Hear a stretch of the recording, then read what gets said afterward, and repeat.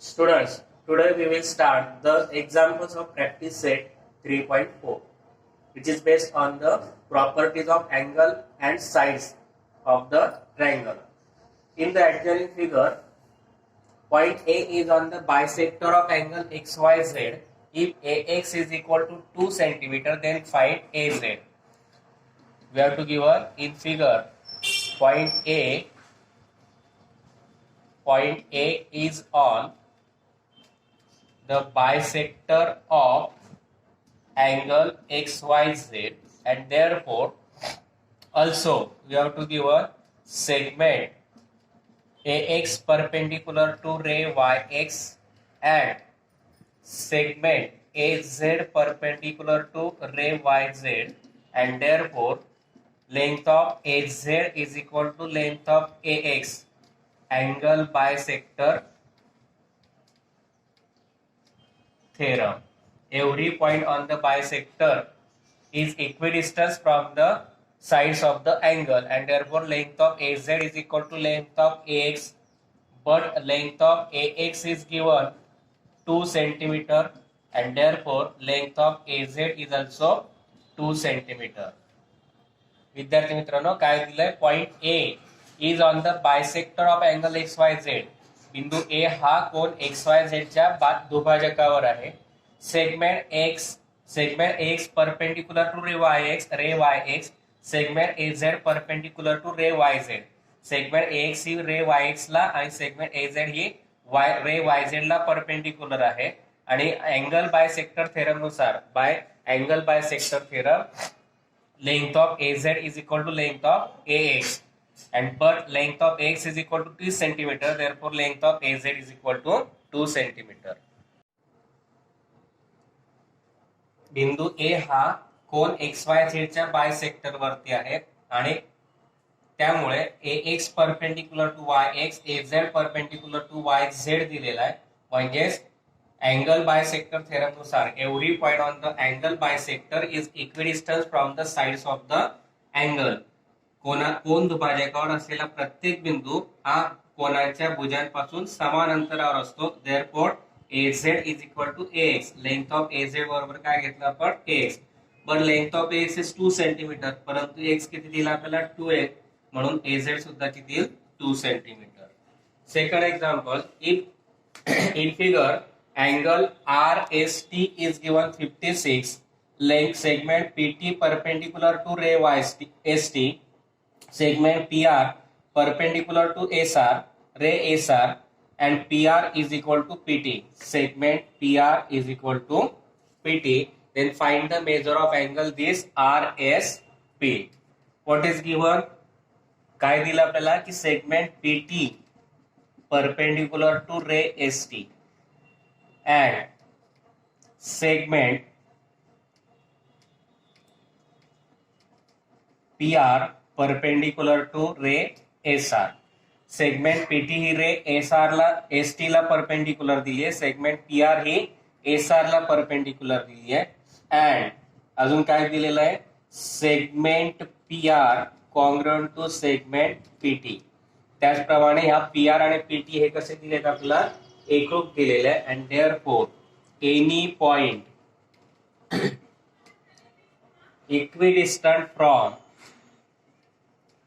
Equidistant from sides of an angle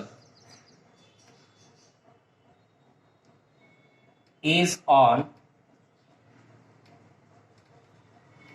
bisector of the angle. ray PR congruent to ray PT perpendicular to ST, PR perpendicular to SR, PT perpendicular SR ST दिलाय, PR perpendicular SR दिलाय, आणि PR आणि PT सारखे आहेत. म्हणजेच every point equidistance from the sides of the angle is on the bisector of that angle. एखादा बिंदू जर कोनांच्या भुजांपासून समदूर असेल, समान अंतरावर असेल, तर तो बिंदू त्या कोनाच्या बायसेक्टरवर असतो. म्हणजेच PS is the bisector of angle RST, and therefore ray SP is bisector of angle R S T, म्हणजेच रे एस पी हा कोन आर एस टीच्या बायसेक्टरवर आहे. and therefore angle RSP, this angle, measure of this angle RSP is half of the RST, and therefore we can write angle RSP is equal to measure of angle RST. Now 1/2 into measure of angle RST is given 56, half of 56 is 28, and therefore measure of angle RSP is 28 degree. Any point on equidistant from the sides of an angle is on bisector of angle. एखादा बिंदू जर कोनांच्या बाजूंपासून समदूर असेल तर तो त्या कोनाच्या बाजूवर असतो. And therefore ray S P is the bisector of angle R S T, आणि म्हणून एस पी हा रे कोन एस आर एस टीचा बायसेक्टर आहे, आणि म्हणून angle R S T is equal to half of angle R S T. R S टीचं माप आर एस टीच्या निम्मे आलं. R S T is given 56, half of 56 is 28. Measure of angle R S P is 28 degree. Next example is in triangle PQR. PQ is equal to 10 centimeter, QR is equal to 12 centimeter, PR is equal to 8 centimeter. Find the greatest and the smallest angle of the triangle. त्रिकोण PQR मध्ये 3 बाजू दिले आहेत. PQ 10 दिलेली आहे, त्याच्यानंतर QR 12 दिलेली आहे आणि PR 8 दिलेली आहे. तर सर्वात मोठा आणि सर्वात लहान कोण काढायचा आहे. PQR. PQ is given, suppose PQ is given 10 centimeter, QR is given 12 centimeter, PR is given 8 centimeter. आपल्याला ज्या बाजू दिल्या त्याची माप लिहिले. आपल्याला ग्रेटेस्ट अँगल आणि स्मॉलेस्ट अँगल काढायचा आहे. म्हणजे दिलंय ते लिहून घेतलं. First we write the given in triangle PQR. PQ is equal to 10 centimeter, QR is equal to 12 centimeter, and PR is equal to 8 centimeter. Then we write, since we write the given measurement in descending order, 12, 10 and 8. That is 12 is greater than 10 and 10 is greater than 8. आपण पहिल्यांदा दिलेले माप उतरत्या क्रमाने लिहिले. 12, 10 आणि 8. 12 हे 10 पेक्षा मोठे, 10 हे 8 पेक्षा मोठे. Then what is the 12 centimeter is the length of QR, and therefore we write here QR greater than 10 means PQ, QR greater than PQ greater than 8 means PR, QR greater than PQ greater than PR. 12 हे 10 पेक्षा मोठे, 10 हे 8 पेक्षा मोठे. 12 म्हणजे QR बाजू, 10 म्हणजे PQ बाजू, 8 म्हणजे PR बाजू. Now we know that angle opposite to greatest side is greater. Greater साइडच्या समोरची बाजू अँगल हा ग्रेटर असतो. Angle opposite to the greater side is greater. मोठ्या बाजू समोरचा कोण मोठा. Now QR is the greater side and angle opposite to QR is P, and therefore we write angle P greater than. Angle opposite to PQ, angle opposite to PQ is R, angle R greater than. Angle opposite to PR is Q, and therefore here we write angle P greater than angle R greater than Q, and therefore angle P is the greatest angle and angle Q is the smallest angle.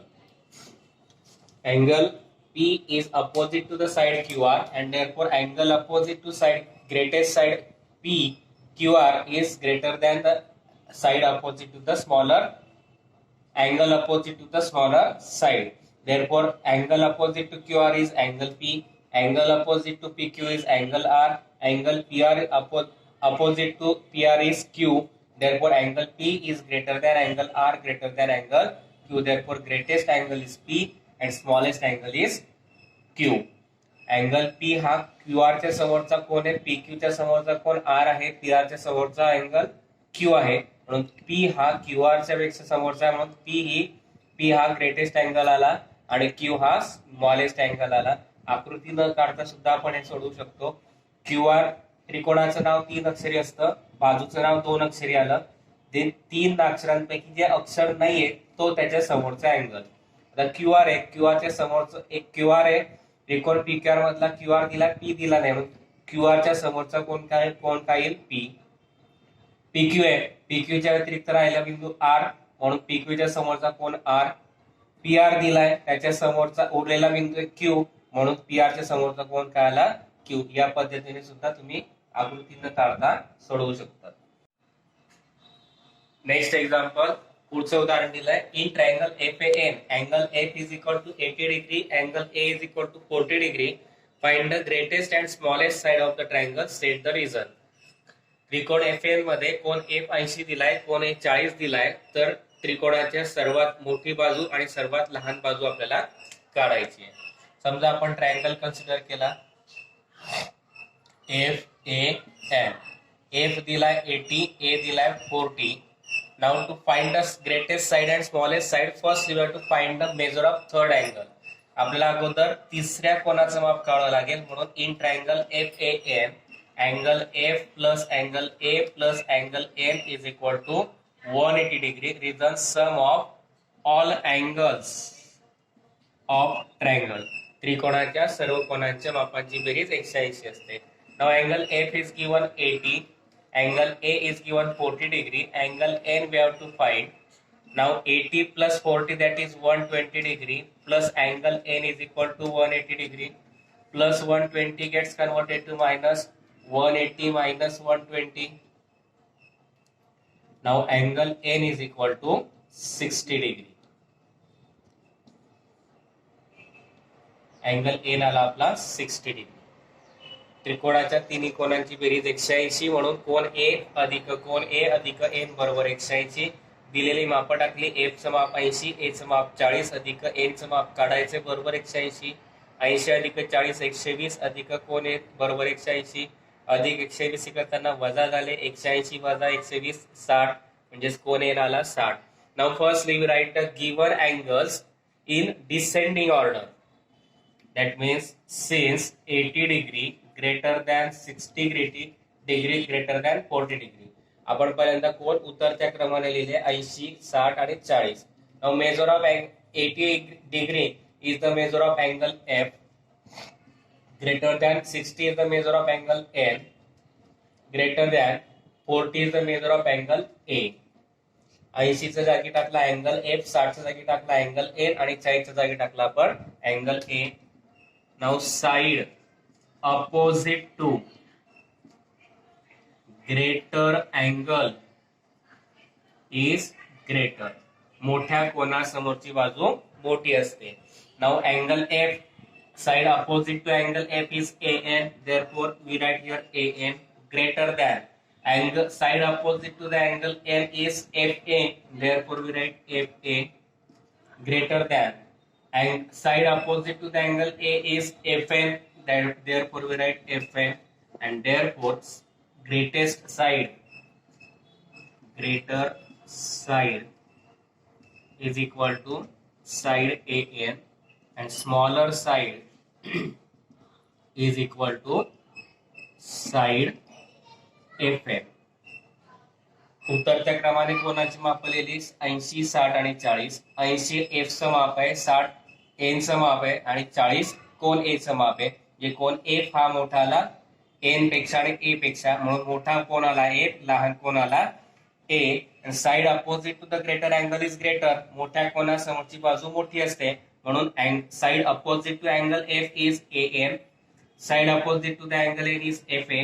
Side opposite to the angle A is FN. Therefore AN is greater than FA greater than FN. म्हणून AN ही सर्वात मोठी बाजू होईल, FN ही सर्वात लहान बाजू होईल. Greater side आली साइड AN, स्मॉलर साइड आली FN. आकृती न काढता सुद्धा परत आपण लिहू शकतो. त्रिकोणाच्या दिलेल्या नावा व्यतिरिक्त उरलेले नाव. F दिलाय, उरलेले नाव AN. N दिलाय, उरलेले नाव FA. A दिलाय, उरलेले नाव FN. या पद्धतीने आपण ते सोडवू शकतो. Next example, prove that equilateral triangle is an equiangular. समभुज त्रिकोण हा समकोन त्रिकोण असतो हे सिद्ध करायचं. For that we draw a triangle. suppose PQR, PQQR and PR all three sides are congruent. Therefore we write given. आपण given घेतलं triangle PQR is an equilateral triangle.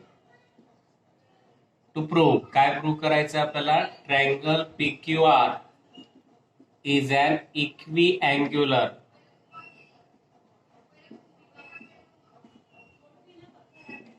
Then we take proof triangle PQR is an equilateral triangle. That means all the three sides are congruent. PQ is equal to QR is equal to PR. Now, suppose we take PQ is equal to QR, then by isosceles triangle theorem. समजा आपण PQ आणि QR सारख्या घेतल्या, मग isosceles triangle theorem नुसार angle opposite to the congruent sides are also congruent.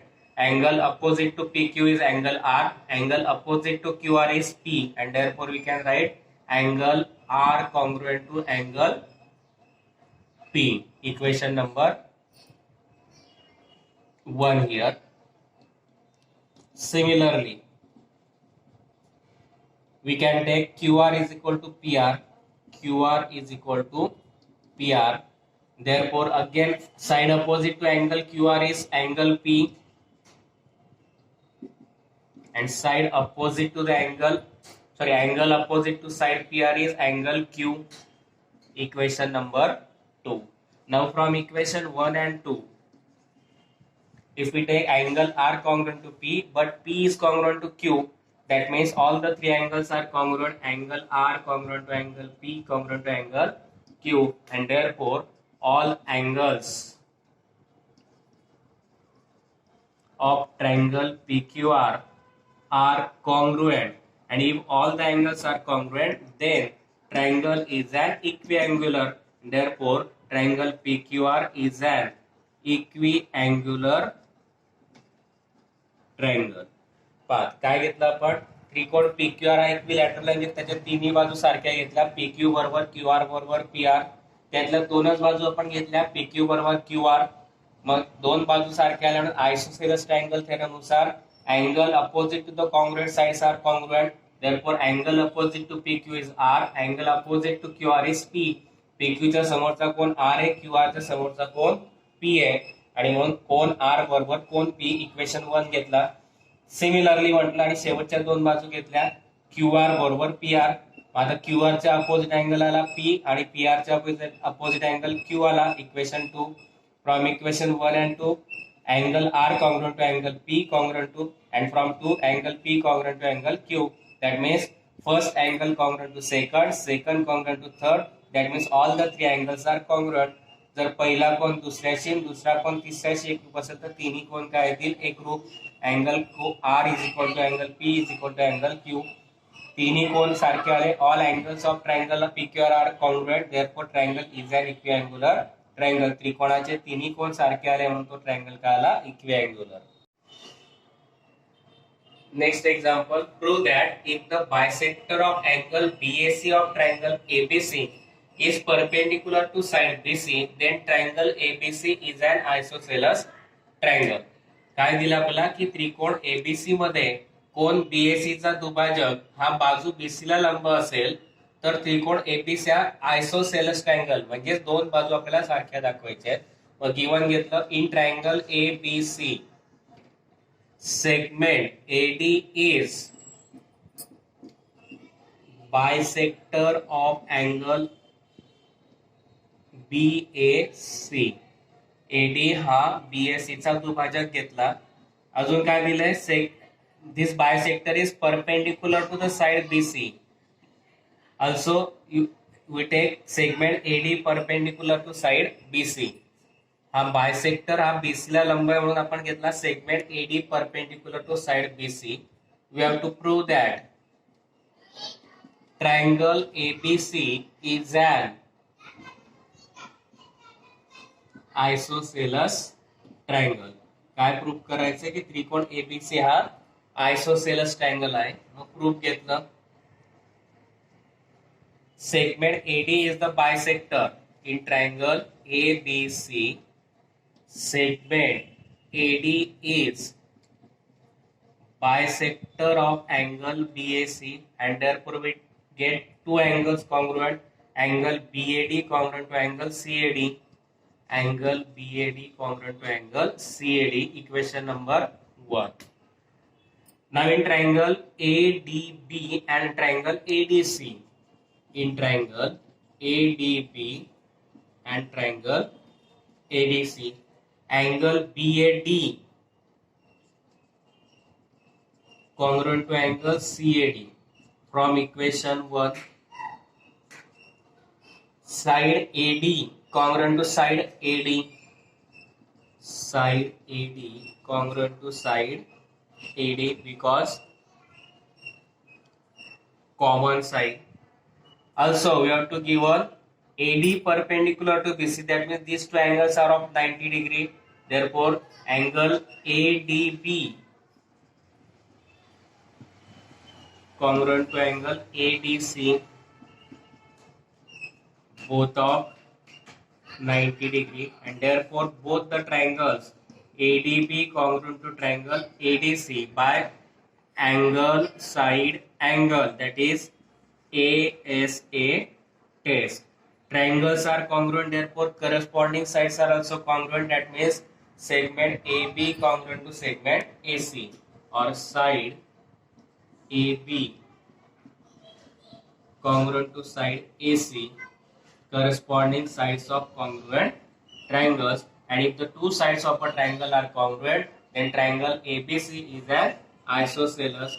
Therefore triangle ABC is an isosceles triangle, and that we have to prove. पहा काय दिलं होतं, त्रिकोण एबीसी मध्ये सेगमेंट एडी हा कोन बीएसी चा बायसेक्टर आहे, म्हणजेच कोन बीएडी आणि कोन सीएडी एकरूप आले. Equation 1. In triangle ADB and triangle ADC, त्रिकोण एडीबी आणि त्रिकोण एडीसी मध्ये आपण काय घेतलं, angle BAD congruent to angle CAD from equation 1. कोन बीएडी आणि कोन सीएडी एकरूप घेतले from equation 1. Side AD congruent to side AD, दोघी बाजू एकरूप आल्या, एडी एकरूप एडी कारण कॉमन साइड आहे.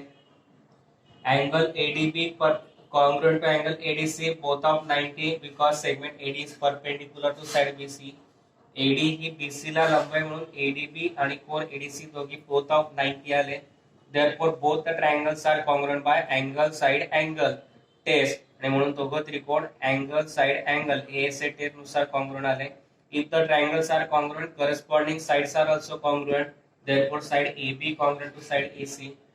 त्रिकोण एकरूप आहे म्हणून त्याच्या संगत बाजू एकरूप येतील, AB congruent to AC. Therefore in triangle ABC, AB congruent to AC, therefore triangle ABC is an isosceles triangle. त्रिकोणामध्ये या बाजू AB आणि AC एकरूप आल्या म्हणून त्रिकोण ABC आला isosceles triangle. Next example is in figure, if segment PR congruent to segment PQ, show that segment PS is greater than segment PQ. काय दिलंय, त्रिकोण P segment P R congruent to segment PQ दिलाय आणि PS हा PQ पेक्षा मोठा दाखवायचा आहे. म्हणजेच काय दाखवायचं, पीएस च्या समोरचा कोन क्यू आणि पीक्यू च्या समोरचा कोन एस, त्याच्यातला क्यू हा एस पेक्षा मोठा दाखवायचा आहे. मग in triangle PQ R segment P R congruent to segment PQ which is given, हे दिलेलं आहे. Therefore by isosceles triangle theorem, two sides are congruent, therefore we can use isosceles triangle theorem. Angle opposite to the congruent sides are congruent. Angle opposite to the side PR is angle Q congruent to. Angle opposite to side PQ is angle, not angle R, it is angle PRQ, because angle only R means we can write, if you write angle only R, then it is either PRQ or PRS, and therefore here angle opposite to the side PQ is only for angle PRQ, equation number 1. But if we see this figure, angle PRQ, this angle PRQ is the exterior angle of triangle PQR, is an exterior angle of triangle PRS, and therefore by exterior angle theorem. What is the exterior angle theorem? Exterior angle is always greater than its remote interior angle. Exterior angle of a triangle is always greater than its remote interior angle. That means angle PRQ is greater than angle S. From equation 1, PRQ congruent to Q. Therefore, instead of PRQ, we write angle Q. Angle Q is greater than angle S, and therefore, in triangle PQS now, in triangle PQS, angle Q greater than angle S from equation 2,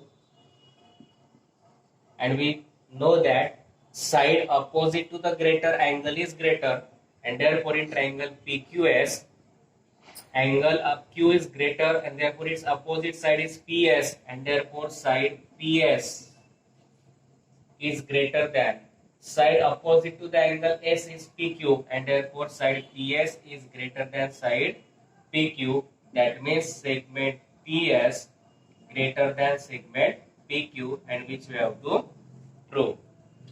काय दिलं होतं, त्रिकोण PQR मध्ये side segment PR congruent segment PQ दिलेला आहे. मग isosceles triangle theorem नुसार एकरूप बाजू समोरचे कोण एकरूप असतात. मग PR च्या समोरचा अँगल Q आणि PQ च्या समोरचा कोण अँगल PRQ हे दोघी कॉन्ग्रुएंट येतील. नुसता R घेतला तर दोन कोण लक्षात येतील. म्हणून त्रिकोण PQR च्या संदर्भात अँगल PRQ आपल्याला घ्यावा लागेल. समीकरण 1. मग आता त्रिकोण PRS जर पाहिला तर त्रिकोण PRS च्या बाहेर हा कोण PRQ आहे. म्हणून by exterior angle theorem, exterior angle theorem is exterior angle of a triangle is greater than its remote interior angle. त्रिकोणाचा बाह्यकोन हा त्याच्या दूरस्थ अंतर कोनापेक्षा मोठा असतो. म्हणून कोन PRQ ग्रेटर दॅन काय घेतला आपण angle S. But from equation 1, instead of angle PRQ we write Q because both are congruent. Cone PRQ समीकरण 1 वरून आपण PRQ हा Q शी एकरूप आहे म्हणून PRQ च्या जागी टाकला Q, म्हणजे angle Q greater than angle S. Equation 2.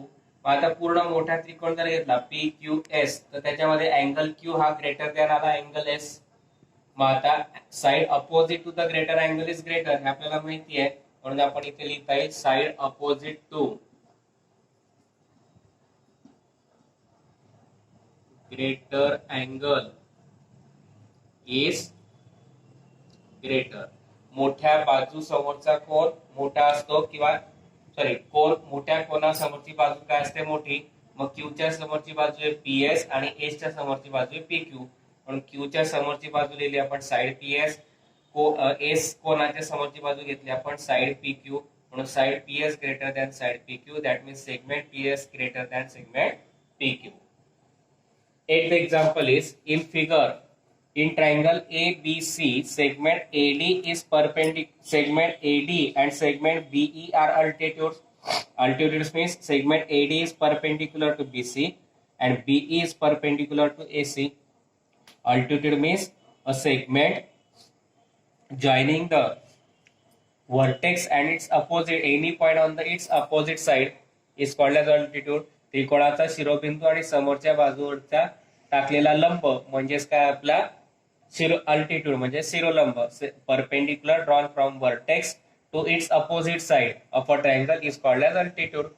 त्रिकोणाचा शिरोबिंदू आणि त्याच्या समोर शिरोबिंदूतून समोरच्या बाजूवर टाकलेला लंब म्हणजेच काय altitude.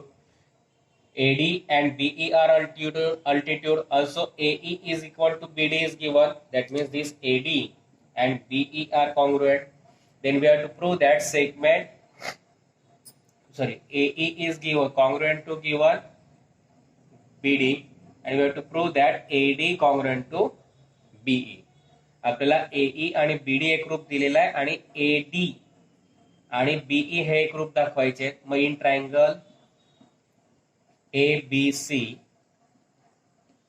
segment AD perpendicular to side BC, segment BE perpendicular to side AC, which is given, altitudes are given, and therefore angle ADB